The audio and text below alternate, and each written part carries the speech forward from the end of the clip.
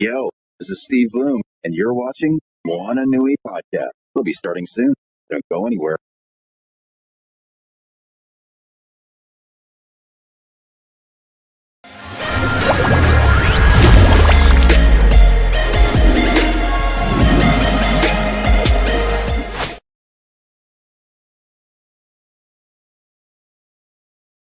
All right, welcome back, everybody, from MomoCon, from both MomoCon's audience and Moana Nui. We are back with our next guest. I love Kim Possible a lot, who is with us. So we're very excited to have you with us. So, of course, I know people that don't know you yet. They're going to ask, okay, her name is what? How did you come up with the name I Love Kim Possible a lot to go by? Lots of regrets. Sorry, that's always my intro joke. But really, I've had it since I was 14. And when I started making content, I just wanted to stick with it. Like, it's something that is still relevant in my life. As I do these conventions, it's, how I got into television animation or how my interest peaked in it. And it's also something people remember, even though it sounds very, very stupid, because it's just like different, I guess. Okay. So, I started doing My Little Pony stuff and I still had that name and, people never really questioned it. And now it's nice. So I've considered rebranding, but, I really enjoy and still enjoy Kim Possible a lot. So I kept it. Nice. What made you create your YouTube channel, I Love Kim Possible a lot? Well, like I said, I started making content around the My Little Pony Friendship is Magic fan base. I was really intrigued by the character of Discord from My Little Pony. So even at my booth, there's still little Discord Easter eggs around, and a lot of my pony specific stuff that still lingers has Discord. And if you don't know My Little Pony, he's like a dragon kind of type thing. He's made a bunch of different parts.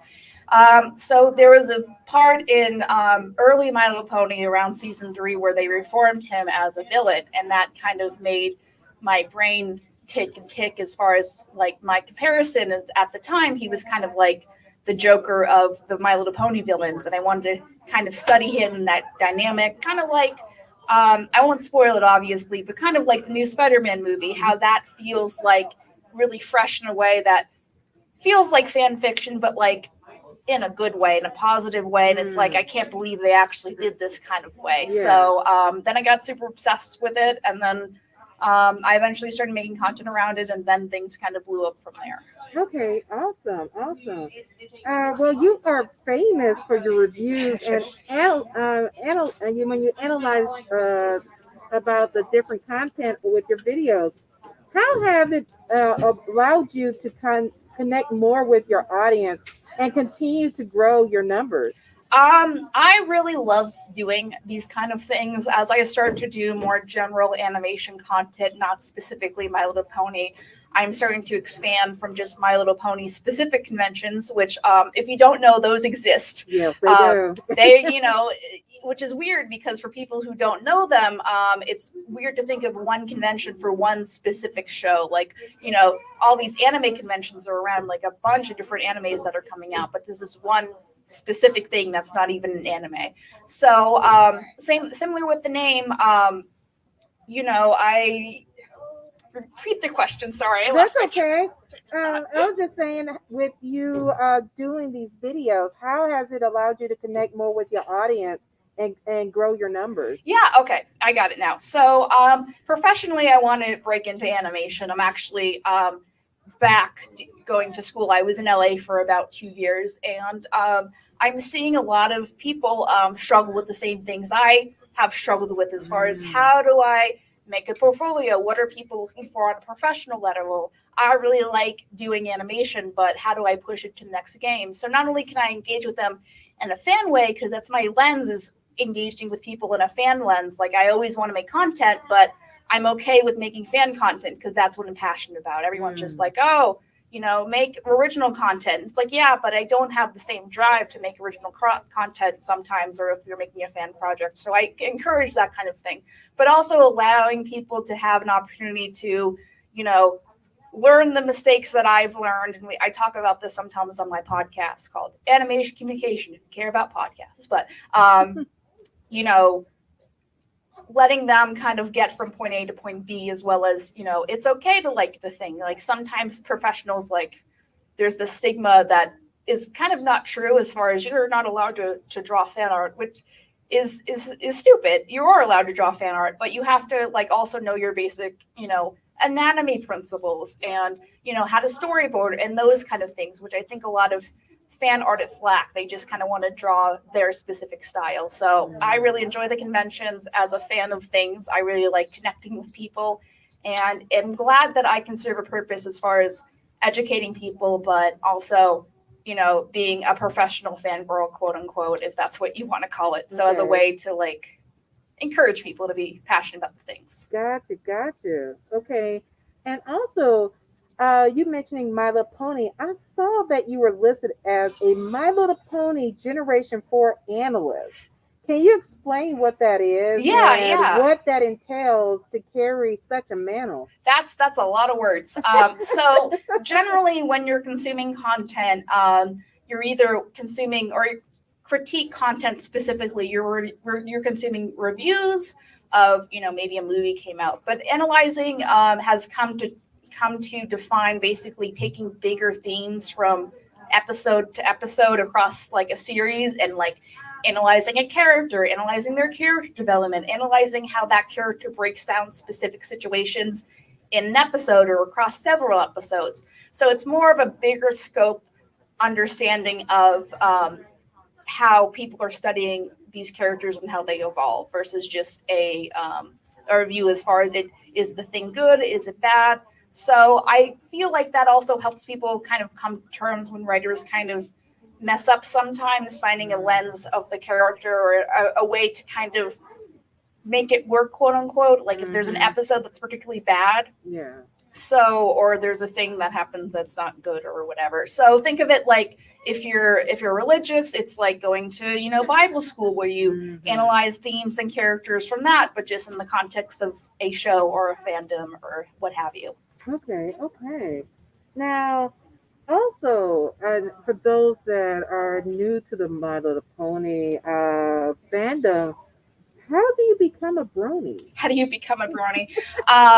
So you missed the train about it. The train was about 5 or 6 years ago, but no, you can still like My Little Pony.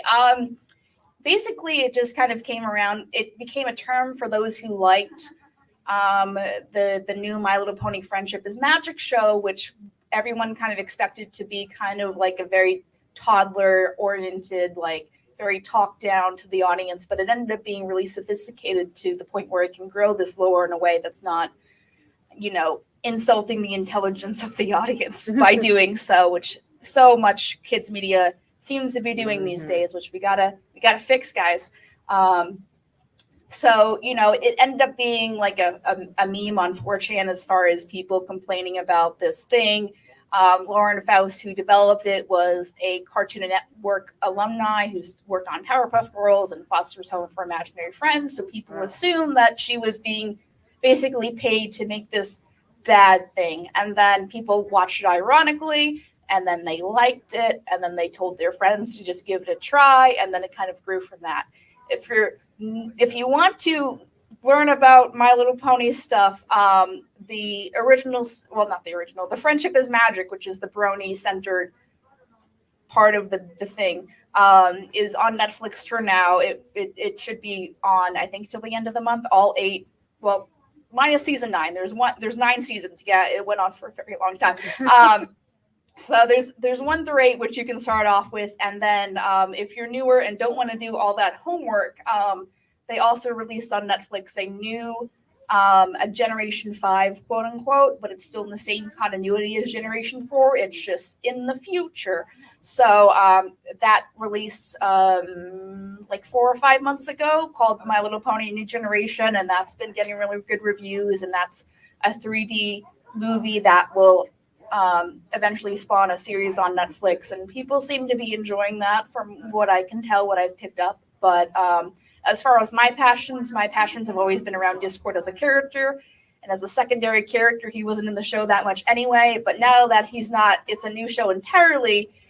I also talk about My Little Pony. I think it's interesting. I think it's interesting to see how this kind of group evolves. But as far as my creative passions, now that the character that I love isn't there anymore, it's hard for me to get excited the same way.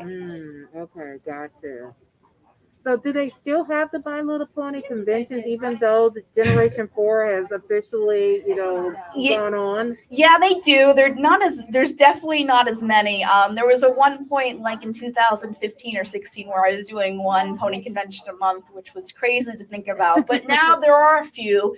The one I recommend if you're interested in checking out that scene is Everfree Northwest in Seattle. It's in August usually. I usually do that one because I love the staff and they're very supportive. And I haven't had the best experience in the pony fandom, especially through my later years. So they've always been super supportive and making sure I'm safe. And as a girl on the internet, that is important. So, and that one's great. And so it's a mix of people who like the show or old school bronies and people that are kind of getting into it now, but they are smaller. I mean, the last Everfree I went to was significantly smaller, but that was also when COVID was first starting and everyone was kind of afraid of that. So I don't know how the demographic will change as hopefully COVID, knock on wood, hopefully COVID gets more relaxed. But they're still out there. You just gotta look for them a little bit. Gotcha. Okay. And as we're getting ready to wrap up the end of this interview, can you tell those that are just being introduced to you how they can follow you on social media and watch your platform also? Me plug my stuff? How, so if you're interested in just general animation, we don't do a lot of anime yet, but I'm open to doing anime reviews and stuff, but more Western, think Disney or Cartoon Network kind of things. So my YouTube channel is I don't know if people can see the tag, but it's ILOVEKIMPOSSIBLEALOT. You can find me on YouTube. Please like, comment, and subscribe. What I've been finding out is as I've kind of gauged to include more stuff, not essentially move on, but include more stuff, people are either really into the ponies and are upset that I'm not doing as much pony stuff, or people are discovering me for my new stuff and they're just like, why is there so much pony stuff on this channel? So, any support that you give is highly appreciated during this difficult transition, which should hopefully last maybe another year. We'll see. It's been 2 years, but also COVID. And then I'm on all the social media, but Twitter is where I'm more active. I don't really use my Instagram that much, but it's there if you want it. So on Twitter and Instagram, I'm at ILOVEKPOLOT.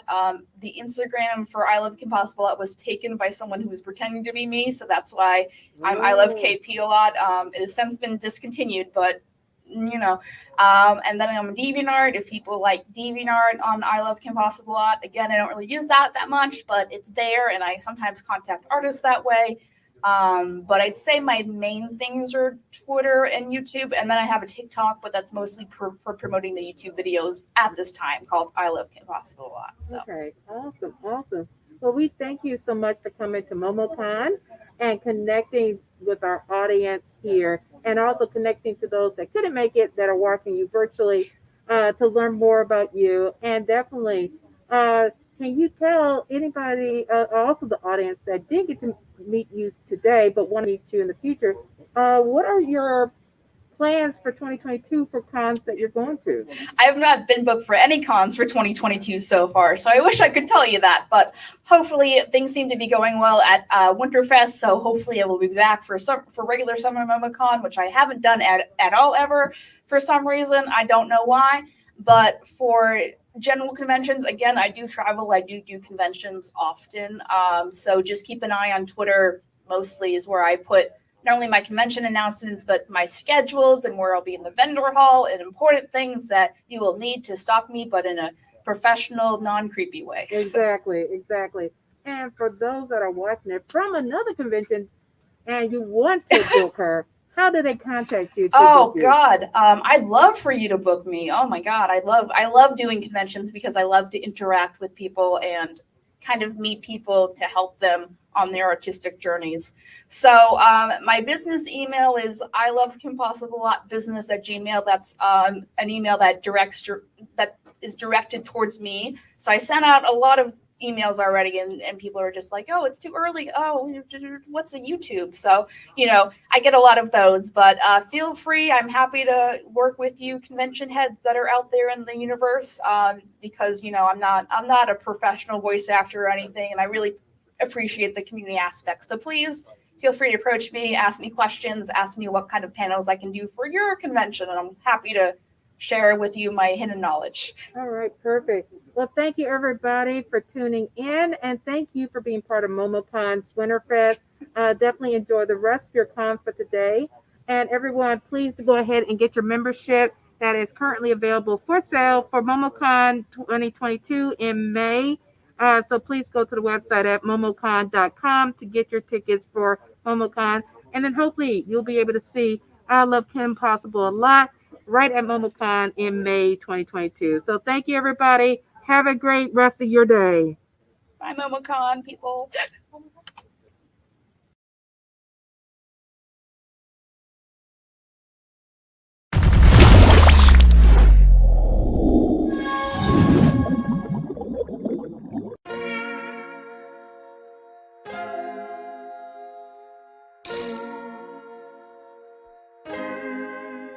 So many stories left to tell, even if we have to ourselves. Can't keep history on the shelf. If we won't tell it, we will. If this the land of the free, was a freedom then, when they annexed Hawaii and called it Cedar Lands, without any type of payment and no signing off. Called themselves a republic in 1894.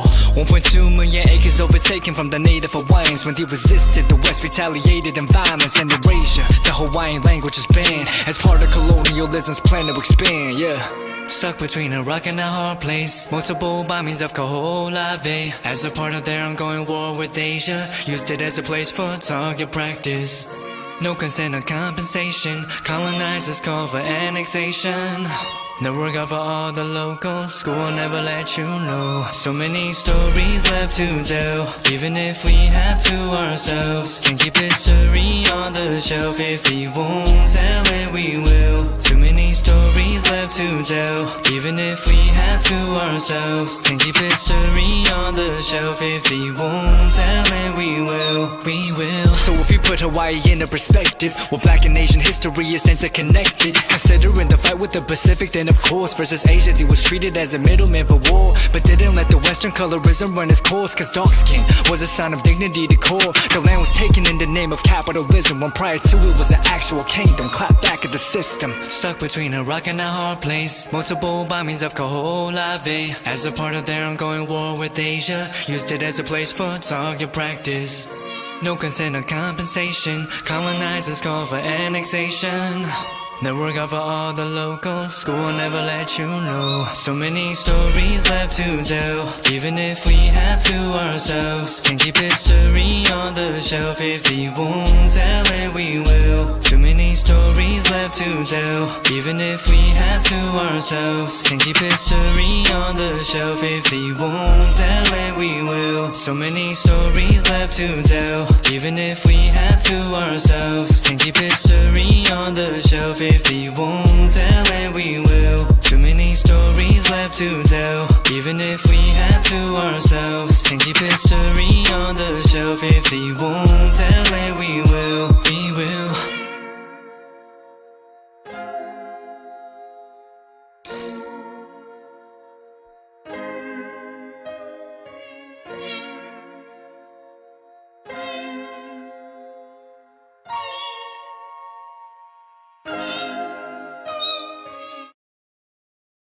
I'm Steve Bloom. I've been a voice actor for more than 30 years, playing characters like Wolverine, Starscream, Tank Dempsey from Call of Duty. With Bloomfox Studios, I've learned so much about myself. Learning to breathe, to no fear, to getting ugly in front of the mic. One of the biggest changes I've noticed, at least for me, is how much my confidence level has gone up. Done an Eastern European video game, an e-commerce commercial, a documentary. If you're thinking about getting into voiceover, just do it. Jump in.